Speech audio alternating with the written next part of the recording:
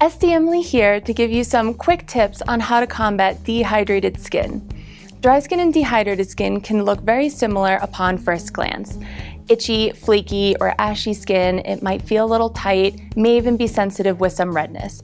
But we all know that the key difference between dry skin and dehydrated skin is that dry skin is lacking in oil, whereas dehydrated skin is lacking in water or hydration. Anyone and everyone can experience dehydrated skin conditions. Clients may feel simultaneously dry and oily, which can make home treatment plans frustrating and confusing for your client.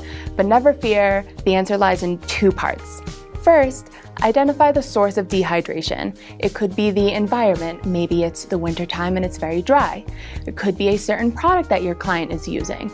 Or maybe even they're indulging in one too many deliciously salty snacks. Once you identify the source, recommend introducing water into your client's regimen in a way that makes the most sense.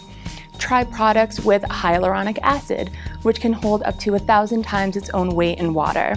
Always recommend wearing an SPF daily moisturizer to protect your client's skin from harsh weather conditions. Even order Chipotle with that extra guac.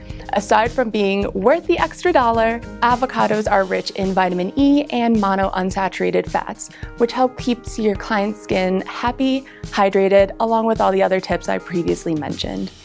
So become a member today and check out my blog, Esty Emily, at ascpskincare.com for more information on dry versus dehydrated skin types and other quick tips you can share with your clients.